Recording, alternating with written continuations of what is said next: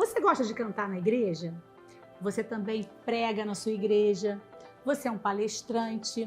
Ou você é apenas um professor aí que dá aulas para crianças, para adultos? Então, esse vídeo hoje a gente vai falar um pouquinho sobre como as alterações da voz podem ser importantes para diagnosticar algumas doenças. Eu sou a doutora Sabrina Farnese, eu sou médica otorrinolaringologista e eu trouxe aqui comigo uma fonoaudióloga, Thaís, para conversar um pouquinho com a gente. Seja bem-vinda, Thaís. Muito obrigada pelo convite e nós viemos falar hoje sobre os cuidados vocais, né? Por que ele é importante para o bom uso da voz.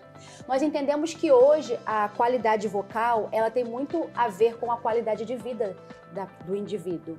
Porque se você está com uma voz alterada, você tem alguma disfunção, qualquer uma que seja na sua voz, você começa a ficar triste, o profissional começa a ficar com a sua imunidade baixa, porque ele não está conseguindo fazer o bom uso daquele instrumento que ele tem para a comunicação. Eu vou falar com vocês um pouquinho sobre os sintomas. Sim. Quando você tem que ficar preocupado com as alterações da sua voz. Muitas pessoas não sabem, mas a voz, ela é o quê? Ela é o espelho do nosso corpo. Então, se tem alguma coisa errada com você, pode dar problemas na sua voz. E muitas pessoas não pensam assim. Nós vemos aqui dentro da igreja, nós somos aqui da Igreja Batista Atitude, e em todas as outras igrejas, as pessoas que são aí desse meio não cuidam da voz, acham que a voz não tem que ficar cuidando, mas tem que cuidar sim. Por quê? Porque uma alteração da sua voz pode ser que seja uma doença. Existem várias doenças que dão alteração da voz e a mais importante delas é o que eu quero alertar para você hoje através desse vídeo, porque nós estamos numa campanha, ela se chama Julho Verde, que estamos alertando sobre os tumores da cabeça e pescoço. E muitas vezes um tumor da cabeça e pescoço, ele começa onde? Ele começa na nossa voz. Teve alguma alteração da voz? Tá rouco? Já faz mais de 14 dias? Ou você pode ter um pigarro que dura aí bastante tempo e nada daquele pigarro melhorar, dor na garganta, ou você pode até mesmo ter também caroços no seu pescoço, aqueles nódulos. Aparecer um nódulo no pescoço, isso pode ser um sinal de um tumor de cabeça e pescoço. Então, o que você tem que fazer se você tiver alguns desses sintomas? Você tem que procurar um médico. E esse médico vai fazer um exame chamado videolaringoscopia. É um exame feito por médicos otorrinolaringologistas para que venha ver se tem alguma coisa errada com as suas pregas vocais. Porque se tem uma rouquidão, pode ser que seja um tumor da sua prega vocal. Então você tem que ficar alerta. E os fatores de risco para esses tumores são quais? Primeiro de tudo é o tabagismo. Na igreja, a gente sabe que as pessoas não fumam e não são de bebida alcoólica, que também é outro fator de risco. Mas no meu consultório eu tenho visto pessoas chegando com tumores de cabeça e pescoço que não são tabagistas. Então, por isso esse vídeo é para você, crente. O crente tem que cuidar da voz, porque a voz é muito importante e é com ela que você vai falar do nome do Senhor Jesus para muitas pessoas e vai louvar e adorar o seu Deus. Então, fique alerta com esses sintomas. Se algum deles apareceu, para procurar ajuda, porque a voz é muito importante para você. Thaís, fala um pouquinho pra gente como é essa terapia da voz, como que você chega para você esse profissional da voz da igreja, um pastor ou um ministro de louvor, como é esse trabalho? Eles chegam pra gente no desespero, né, Sabrina? Porque quando já tá tudo alterado e ele não consegue mais cantar, ele vem para o tratamento. E o que acontece? O que a gente geralmente orienta? A cirurgia, a cirurgia da prega vocal, ela tem uma questão da recuperação. O nosso maior hoje empenho é para que o profissional que faça a cirurgia tenha uma boa recuperação, um bom resguardo dessa voz. Porque não é só você ir lá, faz todo o procedimento no centro cirúrgico e depois você já está curado. Existe a questão da mudança de hábito, tanto no cirúrgico quanto no não cirúrgico. Então, se você não muda os seus hábitos, se o cantor, o pregador, o orador não muda os hábitos, esse problema vocal começa a virar recorrente. Mas assim, Thaís, eu vejo que se você procurar ajuda rápida, Sim. Então normalmente se você é um pastor, ou se você é um ministro, se você é um ministro de louvor, e você procurar logo ajuda, normalmente a cirurgia é algo bem longe de você.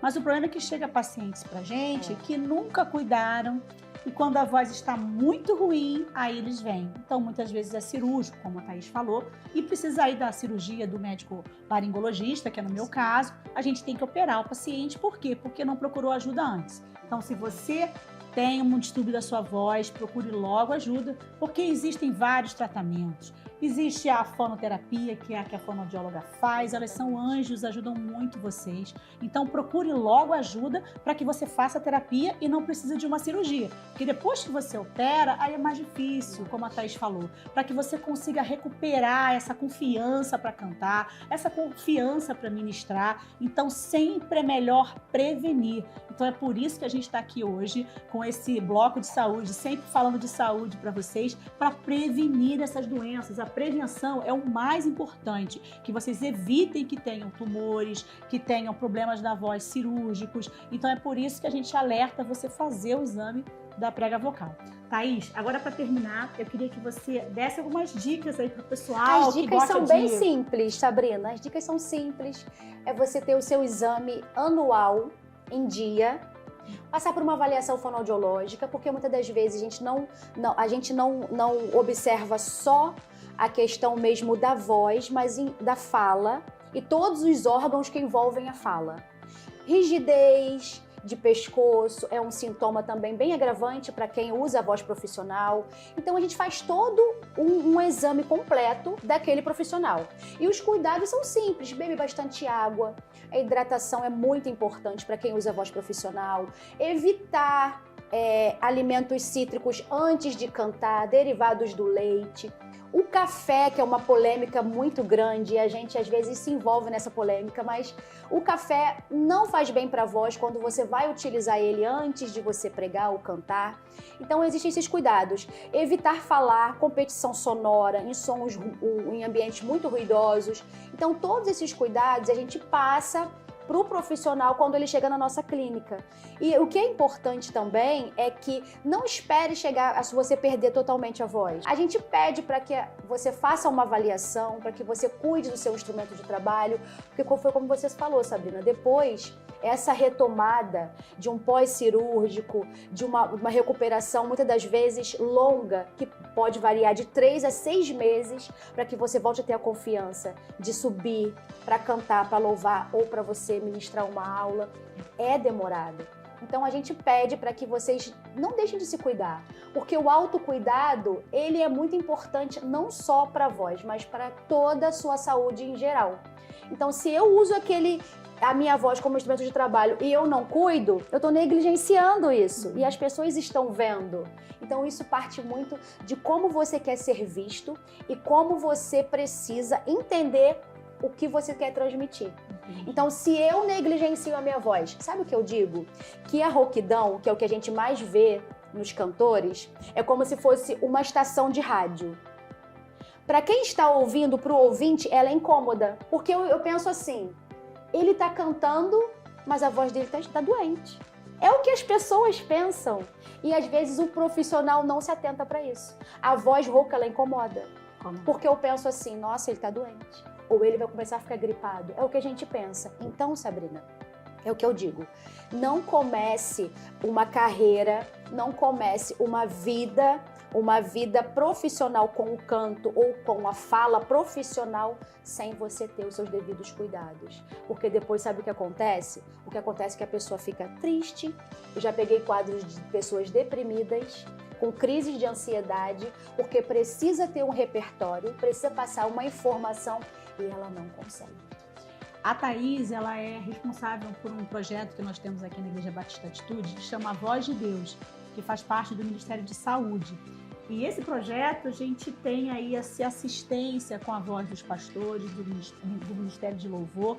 E é um projeto bem bacana, né, Thaís? É, bem bacana. Que a gente está aí mostrando que crente tem que cuidar da voz e que a nossa voz é templo do Espírito Santo e a gente tem que cuidar para que depois não venha chorar. Porque depois, quando a voz desaparece, a gente não pode mais louvar a Deus. Que tristeza que é isso, Muito né? triste. Muito triste. Então, espero, pessoal, que... Obrigada, Thaís, por estar aqui com a gente. E eu quero falar com você, tirar suas dúvidas e dar um pouquinho de alento para o seu coração sempre. Tá bom, pessoal? Fiquem com Deus. Tchau, Thaís. Tchau, obrigada, Samir.